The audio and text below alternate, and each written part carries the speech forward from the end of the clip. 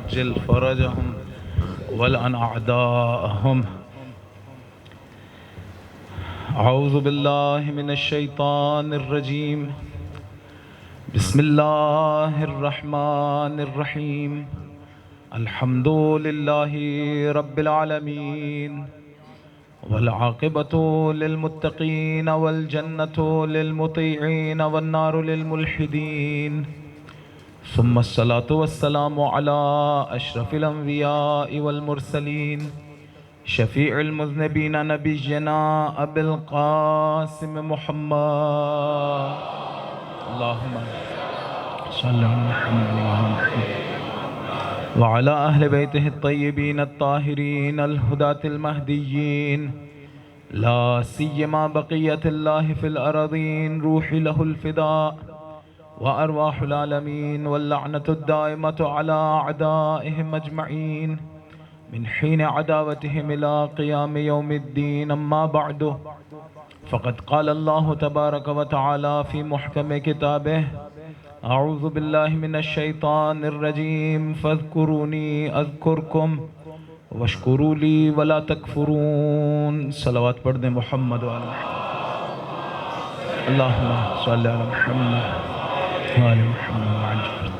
خداوند متعال کا نہایت شکر گزار ہوں جس نے ایک مرتبہ پھر ہم سب کو یہ توفیق عنایت کی کہ اس کا اور اس کے پاک بندوں کا ذکر بجا لا سکیں. اس کی بارگاہ میں دعا ہے: بسم اللہ الرحمن الرحیم، الحمدللہ رب العالمین، وصلی اللہ علی محمد وآلہ الطاہرین. الہی بک یا اللہ یا اللہ یا اللہ یا اللہ یا اللہ یا اللہ یا اللہ یا اللہ یا اللہ یا اللہ یا ارحم الراحمین یا ارحم الراحمین یا ارحم الراحمین یا ارحم الراحمین یا ارحم الراحمین یا ارحم الراحمین یا ارحم الراحمین. الہی بحق فاطمہ وابیہا وبعلہا وبنیہا والسر المستودع فیہا صلی علی محمد وآل محمد وعجل فرجہم ولعن اعداءہم.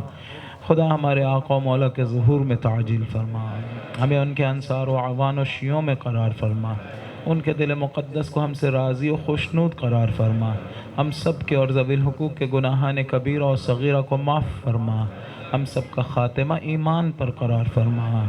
خدایا ہم سب کو اور ہماری نسلوں کو اپنی اور اہل بیت علیہم السلام کی معرفت، محبت اور ولایت عنایت فرما. خدایا ہم سب کو حج و عمرہ و زیارات کا شرف عنایت فرما، رزق حلال واسع عنایت فرما، مادی و معنوی رزق عنایت فرما.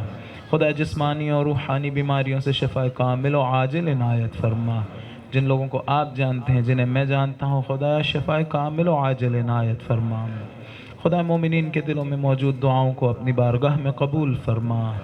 مظلومین غزہ کی نصرت فرما، ان مظلوموں کی حمایت کرنے والوں کی حفاظت فرما، ان سے دشمنی کرنے والی قوتیں امریکہ، اسرائیل اور ان کی ہواری قوتیں خدا نیست و نابود قرار دے.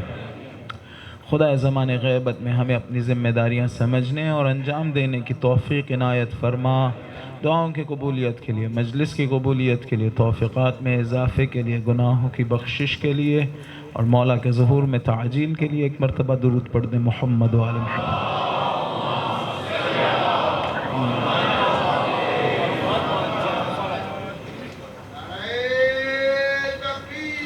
اللہ اکبر.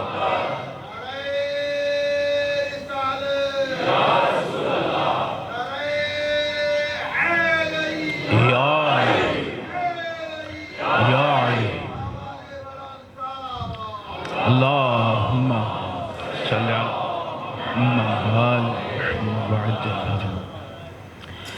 ایک مفہوم ہے، مفہوم حب، محبت.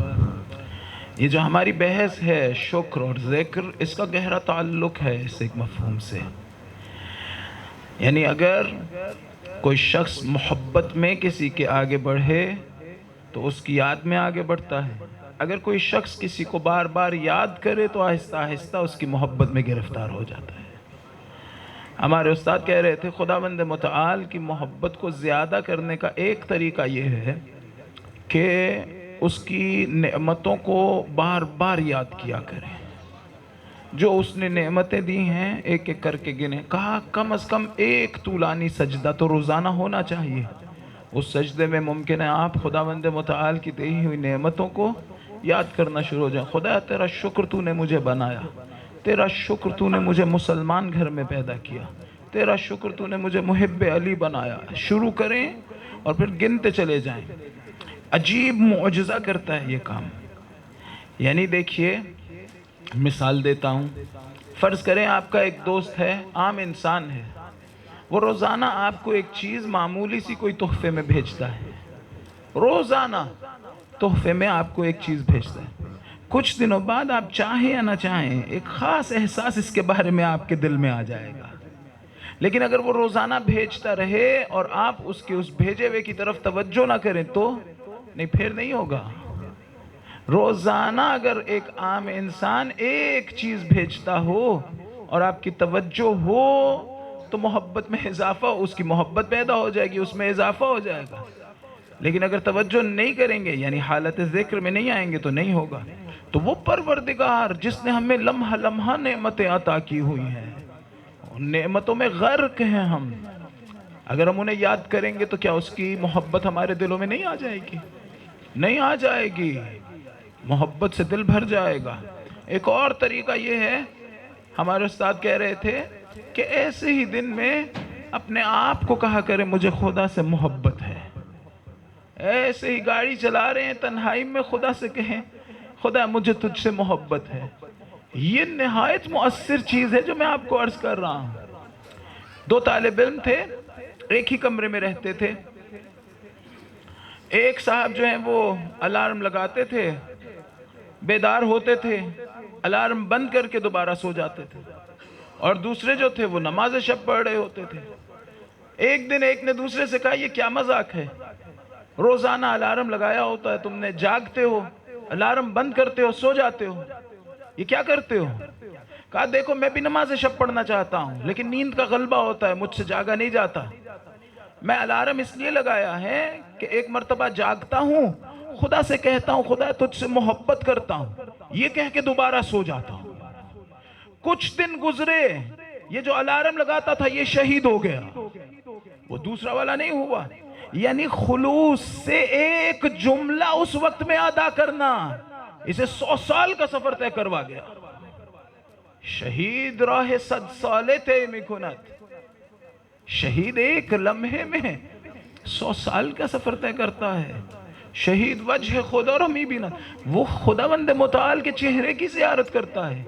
لیکن کر کیا رہا تھا جس کے صلے میں یہ ملا؟ ایک جملہ بولتا تھا، تہجد کے وقت میں اٹھ کے کہتا تھا خدا یا تجھ سے محبت ہے. کیسا معجزہ کیا اس ایک جملے نے. تو ہم بھی تنہائی میں کہیں اکیلے اس سے بات تو کریں، اس کے پاس جائیں تو وہ ہمارا منتظر ہے. اتنا عرصہ گزر گیا، اس سے دور زندگی گزار رہے ہیں. کب وقت آئے گا جب ہم اس کے پاس جائیں؟ قرآن کی آیت کہتی ہے الم یأن للذین آمنوا ان تخشع قلوبہم لذکر اللہ، کہ ابھی وقت نہیں آیا مومنین کے دل ذکر خدا میں خاشع ہو جائیں. 20 سال 30 سال 40 سال 50 سال میں نے اپنی زندگی کے گزار دیے، کیا ابھی وقت نہیں آیا کہ میں یاد خدا میں مبتلا ہو جاؤں؟ حضرت فضیل عیاض ایک بہت بڑے ولی خدا تھے. پہلے شروع سے ولی خدا نہیں تھے، لوگوں کا مال لوٹا کرتے تھے. ایک مرتبہ ایک گھر سے دیوار سے پھلانگ رہے تھے تو آواز آئی، کوئی تلاوت کر رہا تھا الم یأن للذین آمنوا ان تخشع قلوبہم لذکر اللہ، کیا ابھی وقت نہیں آیا کہ مومنین کے دل یاد خدا میں خاشع ہو جائیں؟ وہیں پر کہا نہیں وقت آ گیا. ادھر اسی لمحے میں کہا وقت آ گیا. اور پھر وقت آیا ہے تو کیا مطلب؟ کہا اب میں یہ کام نہیں کروں گا. توبہ کے 3 عناصر ہیں، ایک پشیمانی، دوسرا محکم ارادہ، تیسرا یہ کہ جو کام غلط کیا اسے ٹھیک کیا جائے. پشیمانی ہو کہ مجھ سے غلطی ہوئی ہے، محکم ارادہ ہو کہ دوبارہ نہیں کروں گا، تیسرا یہ کہ جو کام غلط کیا ہے اس کی اصلاح کروں، اگر کسی کا مال میرے پاس ہے واپس کروں، اگر نماز واجب تھی قضا ہو گئی وہ بجا لاؤں، روزہ تھا، خمس، جو بھی. توبہ اس طرح سے ہوتی ہے. انہوں نے بھی یہی کیا، انہوں نے کہا توبہ کروں گا. کیا کیا؟ شروع کیا انہوں نے وہ جو مال ان کے پاس پڑا تھا لوگوں کا وہ واپس کرنا شروع کیا. جب سب کو مال واپس کر دیا، ایک یہودی بچ گیا، اس کے پاس گئے، اسے جا کے کہا دیکھ میں تیرا مال میں نے اٹھایا تھا، میں واپس کر رہا ہوں، توبہ کر رہا ہوں، لوگوں کو ان کے مال واپس کر رہا ہوں، لیکن اب میرے پاس کچھ نہیں بچا کہ میں تجھے دوں، تو مجھے معاف کر دے۔ اس یہودی نے کہا نہیں میں معاف نہیں کروں گا، مجھے میرا مال لوٹا۔ انہوں نے کہا میرے پاس کچھ نہیں بچا، اچھا ایسا کر تو مجھے اپنے خادم کے طور پہ قبول کر لے، میں تیری خدمت کر کے وہ مال چکا دیتا ہوں۔ اس نے کہا ہاں مجھے قبول ہے۔ پھر ایک مرتبہ کہا کہ اچھا ایک اور کام کرتے ہیں، وہ جہاں تم کھڑے ہو قالین کے نیچے سے ہیرے جواہرات نکالو، مجھے دو، میں تمہاری طرف سے قبول کر لوں گا۔ انہوں نے ہاتھ بڑھایا، ہیرے جواہرات نکالے، اسے دیے۔ یہودی نے جیسے ہی ہیرے جواہرات لیے، ایک مرتبہ کلمہ پڑھنا شروع کر دیا، مسلمان ہو گیا۔ انہوں نے کہا تم مسلمان کیوں ہوا ہے؟ کہا ہماری کتابوں میں آخری نبی کے سچے ہونے کی ایک دلیل یہ رکھی ہے کہ اگر ان کی امت میں سے کسی نے سچی توبہ کی تو خدا خاک کو ہیرے جواہرات میں بدلے گا۔ قالین کے نیچے ہیرے جواہرات نہیں تھے، خاک تھی خاک۔ تو نے سچی توبہ کی ہے، خدا نے اسے ہیرے جواہرات میں بدلا ہے۔ یہ تیری سچی توبہ دلیل ہے اس بات پر کہ جس نبی کو تو مانتا ہے وہ سچا ہے۔ درود پڑھیے محمد و آل محمد علیہ السلام۔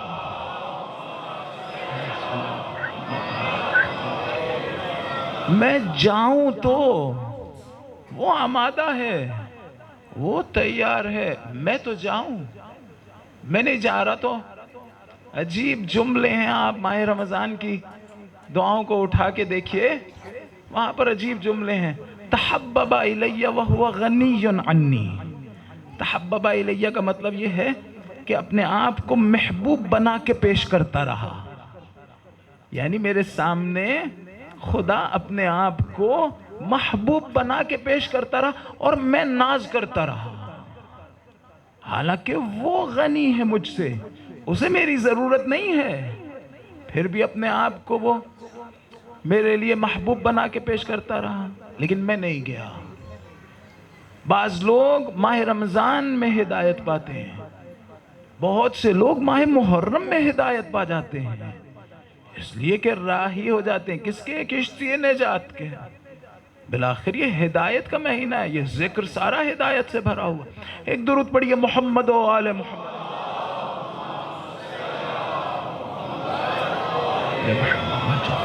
تو بعض لوگ اس مہینے میں ہدایت پاتے ہیں۔ بہرحال ان مجالس کا یہ صدقہ ہے۔ اگر کسی کی محبت ہمارے دل میں آ جائے، اس کی ناراضگی کا خوف بھی ہمارے دل میں آ جائے گا۔ خدا خوفی یعنی کہیں وہ ناراض نہ ہو جائے۔ دیکھیے عام طور سے دنیا میں جب کسی چیز کا خوف ہمارے دل میں آ جائے تو ہم اس سے دور بھاگتے ہیں، لیکن اگر خدا خوفی ہمارے دل میں آ جائے تو ہم اسی پروردگار کی طرف بھاگیں گے، اس کی پناہ لیں گے۔ یہ فرق ہے دنیاوی محبت اور خدا کی محبت میں، اور دنیا کا خوف اور خدا کے خوف میں۔ خدا خوفی ہو تو ہم خدا کی طرف جائیں گے، خدا سے دور نہیں جائیں گے۔ قرآن کہتا ہے فَفِرُّوا إِلَى اللَّهِ، فرار کرو خدا کی طرف۔ یہ نہیں کہ آرام سے چل کے جاؤ، فوراً چلے جاؤ، وہ انتظار کر رہا ہے۔ حضرت موسیٰ علیہ السلام کے دور میں خشک سالی تھی، قحط تھا، لوگ نماز استسقاء پڑھتے تھے، 70 مرتبہ نماز استسقاء پڑھی لیکن بارش نازل نہیں ہوئی۔ ایک مرتبہ حضرت موسیٰ علیہ السلام کے پاس آیا، آکے کہا موسیٰ تم خدا کے برگزیدہ بندے ہو، تم خدا سے کہو کہ بارش نازل کرے۔ حضرت موسیٰ گئے، خدا سے کہا خدا بارش نازل کر دیں۔ وہ لوگ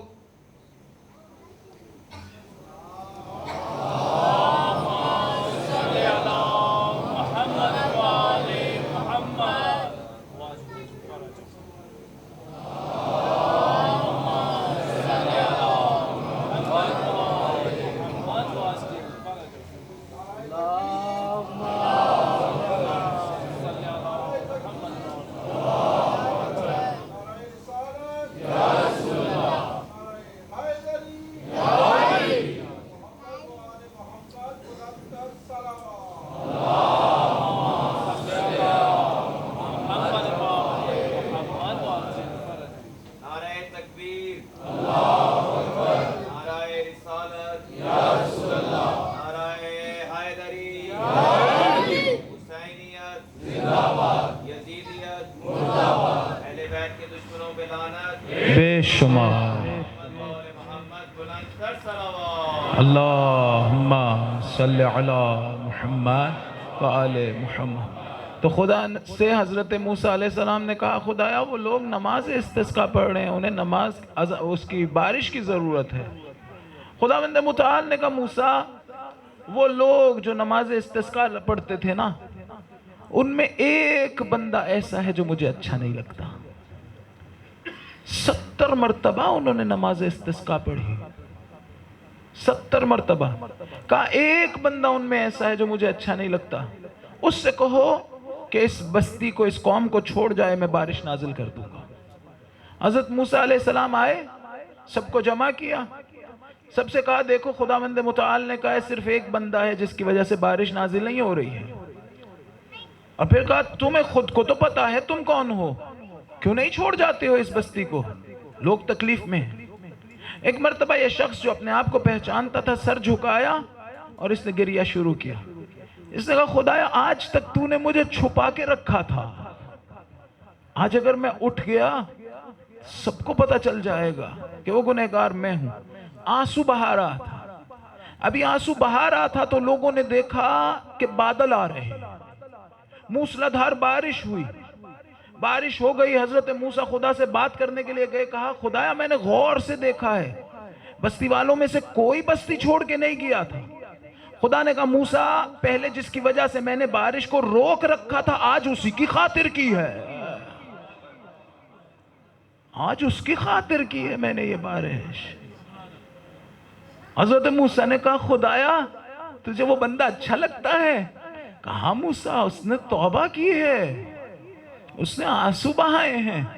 کہا اچھا خدایا تجھے اچھا لگتا ہے تو مجھے ذرا اس کا نام تو بتلا، میں جا کے تیرے محبوب سے ملوں.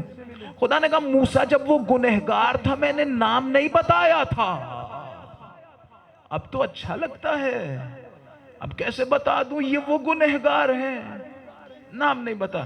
کیسا کریم پروردگار ہے ہمارا، کیسا کریم پروردگار ہے.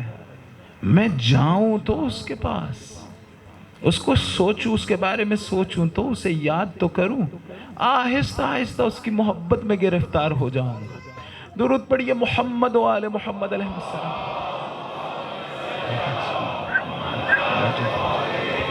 پھر یہ محبت ہے جو معجزہ کرے گی. ذرا سوچیں وہ جو راتوں کو جاگ کے روتے ہیں انہیں کون رلاتا ہے؟ وہ جو راتوں کو یاد کرتے ہیں خدا کو، جاگ جاگ کے عبادتیں کرتے ہیں، آخر انہیں ہوا کیا ہے؟ وہ اسی محبت کے شکار ہوئے ہوتے ہیں، اسی محبت کے. وہ جو فلم بنی حضرت یوسف علیہ السلام کے بارے میں، اس کا ایک سین ہے وہ مجھے بہت اچھا لگا. اس میں دکھاتے ہیں کہ زلیخا ایک دن اس کمرے میں جاتی ہے جہاں پر بت رکھے ہیں، جہاں بت رکھے ہیں، اور وہاں جا کے بتوں سے بات کرنا شروع ہوتی ہے. اندھی ہو چکی تھی، دیکھ نہیں سکتی تھی، ٹٹول رہی تھی، اور ٹٹولنے کے بعد بتوں سے کہہ رہی تھی کہ اے بتو تم لوگ عجیب ہو، میں جوان تھی، میں تمہارے سامنے تمہیں راضی کرنے کے لیے رقص کرتی تھی، لیکن یوسف عجیب ہے، وہ اپنے پروردگار کے سامنے گریہ کرتا ہے.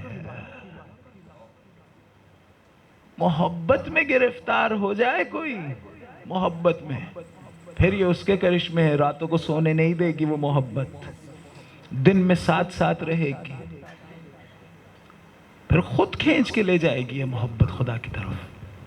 نہایت اہم چیز ہے یہ، انسان کے تصورات میں نہیں آتی ہے. دیکھیے محبت ایک حقیقت کا نام ہے، اس کا تعلق کانسیپٹ سے نہیں ہے.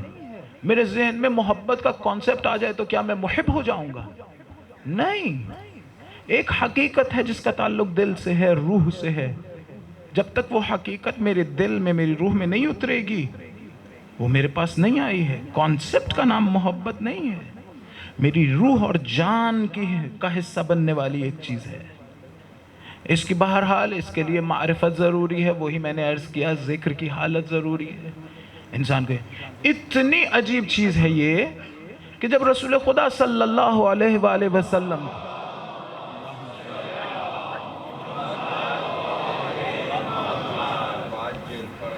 جب خداوند متعال نے حضور سے کہا کہ ان سے اجر مانگیے تو کچھ اور نہیں، اسی محبت کو اجر بنایا، لیکن ایسی محبت نہیں جسے چھپایا جائے، ایسی محبت جس کا اعلان کیا جائے۔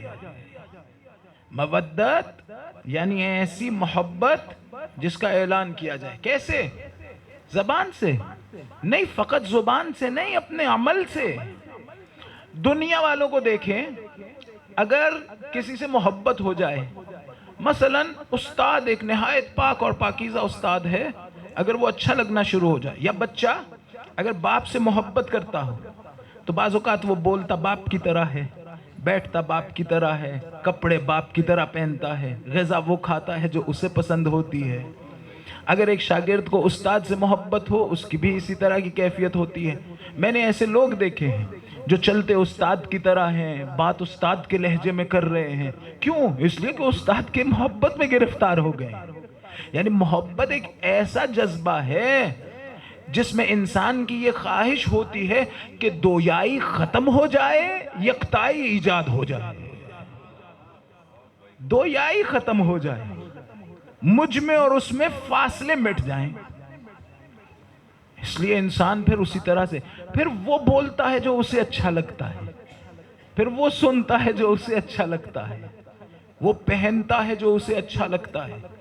آیت اللہ محمد حسین طباطبائی کو ایک غذا تھی جو پسند نہیں تھی، لیکن اس لیے کھا رہے تھے کہ کسی روایت میں لکھا تھا کہ رسول نے ایک مرتبہ کھائی۔ کس طرح کی محبت ہوگی کہ میرے آقا نے کھائی ہے تو میں بھی ایک مرتبہ تو کم از کم چکھوں۔ اس طرح کی محبت وہ خود کھینچ کے لے جائے گی محبت ہمیں۔ کہا ان سے اجر مانگیے، لیکن کیا ہو وہ اجر؟ ایسی محبت جس کا اظہار کریں۔ میں پھر سے کہتا ہوں، فقط زبانی جمع خرچ نہیں، زبانی جمع خرچ کا فائدہ بہت تھوڑا ہے، فائدہ ہے، میں نہیں کہہ سکتا نہیں ہے، میں نہیں کہہ سکتا ہوں نہیں ہے، لیکن بہرحال بہت تھوڑا ہے۔ ہمارے دادا محترم کہا کرتے تھے اگر میں کسی بیماری کا شکار ہوں، بیماری میں مبتلا ہوں، تو اور یہ اگر کہتا رہا ہوں کہ فلاں طبیب صاحب بہت قابل ہیں اور بہت ہی مخلص ہیں اور ان کے پاس میری بیماری کا علاج بھی ہے، ان کے فلاں فضائل بھی ہیں، تو کیا یہ سب کہنے سے میری بیماری ٹھیک ہو جائے گی؟ بیماری تب ٹھیک ہوگی جب اس ڈاکٹر کے لکھے ہوئے پر عمل کروں گا۔ ہم بالکل اسی طرح سے ہیں۔ اہل بیت علیہ السلام یا خدا، فضائل پڑھنے سے ایسا نہیں ہوگا کہ میری بیماری ٹھیک ہو جائے گی، ان کے دیے ہوئے نسخے پر عمل کرنا پڑے گا۔ عمل کروں گا تو ہاں بالکل میں بالکل ٹھیک ہو جاؤں گا۔ ان سے بہتر تو طبیب ہی کوئی نہیں ہے، ان سے بہتر تو طبیب ہی کوئی نہیں۔ اب دیکھیے اس آیت میں قُلْ لَا أَسْأَلُكُمْ عَلَيْهِ أَجْرًا إِلَّا الْمَوَدَّةَ فِي الْقُرْبَى۔ اے حبیب ان سے کہیے کہ مجھے اجر کے طور پہ مودت قربہ چاہیے۔ دیکھیں ایسا نہیں ہے کہ رسول خدا نے کچھ نہیں مانگا، ایسا نہیں ہے، یہ نہیں کہا مجھے کوئی اجر نہیں چاہیے، کہا نہیں اجر چاہیے، لیکن ایسا محسوس ہوتا ہے آیت سے کہ خود حیا کر رہے تھے اور کہہ بھی نہیں رہے تھے۔ خدا نے کہا قل، خدا نے کہا میں کہہ رہا ہوں ان سے کہیے، یعنی اس قدر حیا ہے کہ گویا خود کہہ بھی نہیں رہے تھے۔ کیوں؟ اس لیے کہ وہ تو کام ہی خدا کی رضا کے لیے کرتے تھے۔ جب وہ کام ہی خدا کی رضا کے لیے کرتے ہوں تو پھر ہم سے کیسی توقع کریں گے؟ ہم سے کیا توقع کریں گے؟ اہل بیت نے مسکین و یتیم و اسیر کو کھانا کھلایا تھا تو کیا کہا تھا؟ کہا تھا لا نريد منکم جزاء ولا شکورا، نہ ہمیں تم سے شکر چاہیے نہ ہمیں تم سے جزا چاہیے۔ لیکن یہ آج رسول خدا صلی اللہ علیہ وآلہ وسلم تو مانگ رہے ہیں، وہاں علی مرتضی اور جناب زہرہ نہیں مانگ رہے تھے، تو یہ جناب رسول خدا صلی اللہ علیہ وآلہ وسلم یہ کیسے مانگ سکتے ہیں؟ وہ نہیں مانگ رہے تھے، یہ کیسے مانگ سکتے ہیں؟ یہ تو ان سے بھی بہرحال ان کے بھی مولا ہیں۔ تو کیا فرمایا؟ کہا کہ مجھے اجر دو، خود نہیں کہنا چاہ رہے تھے، خدا نے کہا۔ دیکھیے اگر ہم فقط اس ایک آیت کو دیکھیں تو غلط سمجھتے رہیں گے۔ وہ جو بعض لوگ کہا کرتے ہیں کہ آپ جائیے خود سے مثلاً قرآن پڑھ لیجئے اور آپ کو کسی استاد کی ضرورت نہیں ہے، یہ یہاں پر ان کا یہ نظریہ بہرحال بہت زیادہ صائب محسوس نہیں ہوتا، اس لیے کہ ایک آیت کو دیکھ کے اندازہ نہیں لگایا جا سکتا کہ خدا کیا کہہ رہا ہے۔ بالآخر باقی آیتوں کو برابر میں رکھنا پڑے گا، پھر پتا چلے گا خدا کیا کہہ رہا ہے۔ اس کے لیے ایک استاد کی ضرورت ہوتی ہے، اس کے لیے ایک پڑھے لکھے شخص کی ضرورت ہوتی ہے۔ بھیڑ بکریوں کو چرانا ہو تو انہیں چرانے کا فن سیکھنے کے لیے ایک استاد ہوتا ہے، کتاب خدا کے لیے کوئی استاد نہیں چاہیے، نہیں، ایک استاد کی ضرورت۔ اگر کوئی استاد نہ چاہیے ہوتا تو خدا کہیں پہاڑوں میں یہ کتاب رکھتا اور کہتا جاؤ اٹھا لو، خدا کہتا جاؤ اٹھا لو۔ یہ نبی کو ساتھ کیوں بھیجا تھا؟ اس لیے کہ تمہیں خود نہیں سمجھ آئیں گی بہت سی چیزیں۔ ایسا بھی نہیں ہے کہ کچھ سمجھ نہیں آئے گا، نہیں، کچھ نہ کچھ سمجھ تو آئے گا، میں اس کا انکار نہیں کر سکتا، لیکن جو کچھ مجھے سمجھ آئے کیا سارے کا سارا درست ہے؟ یہ کون بتائے گا؟ جب تک ایک استاد نہ ہو مجھے نہیں پتا چل سکے گا۔ ایک درود پڑھیے محمد و آل محمد علیہ السلام۔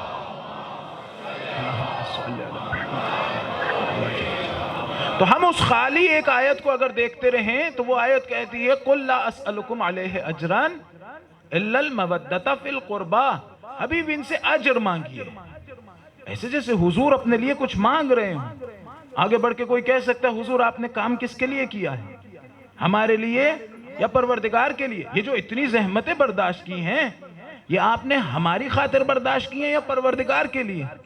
تو وہ جواب دیں گے میں نے یہ زحمتیں خدا کی خاطر برداشت کی ہیں۔ ہمارے دادا محترم فرمایا کرتے تھے انبیاء کو خدا نے ہمارے لیے نہیں اپنے لیے بنایا ہے، یعنی انبیاء کو خدا نے اپنا پیغام پہنچانے کے لیے بنایا ہے۔ اپنا ایک کام تھا جو خدا نے لینا تھا، انبیاء کو خلق کیا، ان کے ہاتھ سے لے لیا۔ وہ ایسا کیوں کہتے تھے؟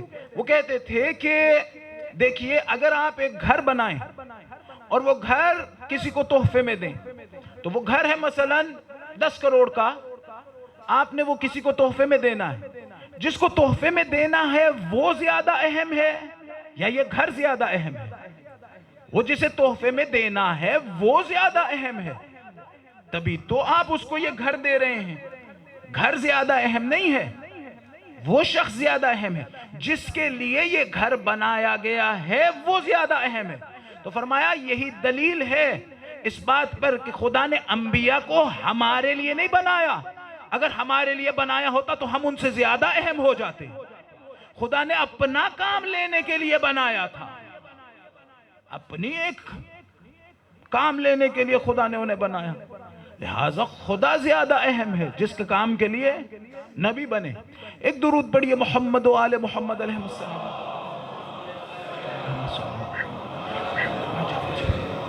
تو یہاں آیت میں کیا کہا؟ کہا کہ یہ جو اتنی زحمتیں ہیں ان کا ایک اجر ہے۔ ہم کہیں خود اے رسول خدا آپ نے یہ کس کے لیے کی تھی یہ کام سارے؟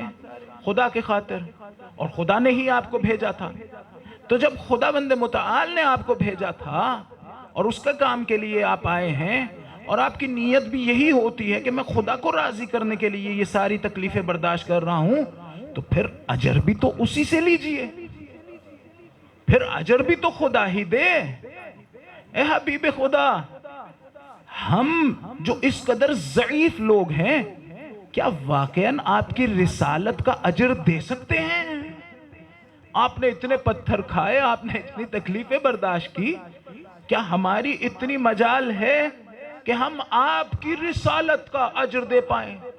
یعنی خدا سے آپ نے ایک پیغام وصول کیا ہے اور لوگوں تک پہنچایا ہے، رہتی دنیا کے لوگوں تک، اتنے بڑے کام کی اصلاً ہم کوئی اجر دے بھی سکتے ہیں؟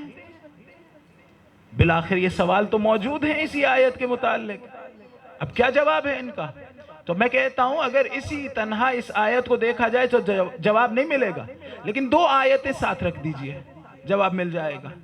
دیکھیے تمام انبیاء جب اپنی قوموں کے ساتھ ان کو قوموں کو رسالت خداوند متعال پہنچاتے رہے تو سب کہتے رہے ان اجریہ الا علی رب العالمین، ان اجریہ الا علی رب العالمین، اپنی قوم سے کہتے رہے ہمارا اجر خداوند متعال پر ہے، کیسے ممکن ہے وہ جو چھوٹے درجے کے نبی تھے وہ تو کہیں ہمارا اجر پروردگار پر ہے، لیکن حضور کہیں کہ میرا اجر تم لوگ دو؟ یہ سوال موجود ہے۔ اس کا جواب نہ ملتا اگر ہم دو آیتوں کو ساتھ نہ رکھتے، وہی دو آیتیں جو دعائے ندبہ میں موجود ہیں۔ اگر ہم میں سے کوئی دعائے ندبہ پہ مداومت رکھتا ہے، پڑھتا ہے وہ اور توجہ کے ساتھ پڑھتا ہے تو اسے جواب معلوم ہے، اور اسے معلوم ہے میں کیا کہنے والا ہوں۔ وہ دو آیتیں کیا ہیں؟ ایک آیت میں کہہ رہا ہے خداوند متعال قُلْ مَا أَسْأَلُكُمْ عَلَيْهِ مِنْ أَجْرٍ إِلَّا مَنْ شَاءَ أَنْ يَتَّخِذَ إِلَى رَبِّهِ سَبِيلًا۔ اے حبیب، جب آپ نے ان سے کہا ہے نا کہ اجر چاہیے، تو انہیں یہ بھی بتا دیں کہ اجر ان سے مانگا ہے جو اپنے پروردگار کی طرف رستہ ڈھونڈ رہے ہیں، جو اپنے پروردگار کی طرف جانا چاہتا ہے اور رستہ ڈھونڈ رہا ہے اس سے مانگا ہے۔ دوسری آیت کیا ہے؟ قُلْ مَا سَأَلْتُكُم مِّنْ أَجْرٍ فَهُوَ لَكُمْ۔ حبیب انہیں بتائیے کہ جو اجر میں نے ان سے مانگا ہے وہ اپنے لیے نہیں مانگا، انہی کے لیے مانگا ہے۔ ان اجریہ الا علی اللہ، میرا اجر پروردگار پر ہے، اللہ پر ہے۔ دیکھیں اس مطلب کو میں مثال دے کر عرض کرتا ہوں، مثال سے سمجھاتا ہوں۔ فرض کریں ایک علاقہ ہو اور وہاں پر بیماری کوئی پھیل چکی ہو، طاعون یا کوئی اور بیماری، کورونا یا کوئی اور بیماری، جس سے سارے لوگوں نے ہلاک ہو جانا ہے۔ اتنے میں ہم دیکھتے ہیں کہ ایک ڈاکٹر آتا ہے جو نہایت ماہر ہے، نہایت مخلص ہے، وہ کئی سال خرچ کرتا ہے اور پھر ساروں کا علاج کر لیتا ہے، سب ہلاکت سے بچ جاتے ہیں، اور کئی سالوں کے بعد اب وقت آتا ہے کہ اس نے اس علاقے سے چلے جانا ہے۔ سارے کے سارے لوگ، علاقے والے آگے بڑھ کے پوچھتے ہیں، کہتے ہیں قبلہ آپ نے ہماری بڑی خدمت کی ہے، 23 سال مثلاً آپ نے ہماری خدمت کی ہے اور ہم تو ہلاک ہونے والے تھے، آپ نے ہمارا علاج کیا، آپ نے ہمیں بچا لیا، اب آپ جو جانے لگے ہیں تو بتائیے ہم آپ کے لیے کیا کر سکتے ہیں؟ وہ ڈاکٹر آگے سے جواب دے کہ دیکھو میں تم سے کچھ لینے نہیں آیا تھا، میں تو تمہیں دینے آیا تھا، میں تمہیں بچانے کے لیے آیا تھا، تمہیں صحت و سلامتی دینے کے لیے، تم سے کچھ لینے کے لیے نہیں آیا تھا۔ مجھے تو میرے محبوب نے کہا تھا جاؤ انہیں بچا لو، مجھے میرے محبوب نے کہا تھا جاؤ انہیں بچا لو۔ اب جو میں نے تم سب کو بچایا ہے تو مجھے تم سے کچھ نہیں لینا، مجھے میرا محبوب دے دے گا۔ ہاں اگر تم چاہتے ہو انہی بیماریوں میں دوبارہ مبتلا نہ ہو جاؤ تو فلاں چیز سے پرہیز کرنا، فلاں دوا کھاتے رہنا، فلاں چیز نہ کھانا، فلاں چیز کھاتے رہنا۔ کوئی کہہ سکتا ہے ڈاکٹر نے اپنے لیے کچھ مانگا ہے؟ نہیں، رسول خدا بالکل اسی طرح ہمارے ساتھ کر گئے، کہا دیکھو مجھے میرے محبوب نے بھیجا تھا کہ تمہارا علاج کروں، تم سارے کے سارے ہلاک ہو جاتے، میں نے تمہیں بچا لیا ہے۔ میرے محبوب نے کہا ہے حبیب اب جو واپس آ رہے ہو تو ایسے نہ آنا، انہیں وہ نسخہ بتا کے آنا کہ اگر اس پر عمل کیا تو یہ بچے رہیں گے۔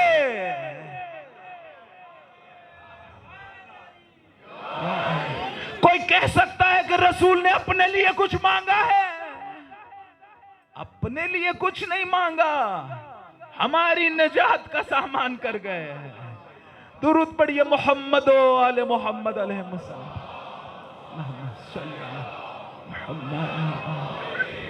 اپنے لیے کیا مانگا انہوں نے تو مجھے نسخہ بتایا ہے کہ دیکھو تم ہلاک ہونے والے تھے اور اب بچ گئے ہو، اگر چاہتے ہو دوبارہ انہی گمراہیوں میں نہ چلے جاؤ تو تنہا رستہ یہ ہے کہ میری آل کے در پہ آ جاؤ۔ درود پڑھیے محمد و آل محمد۔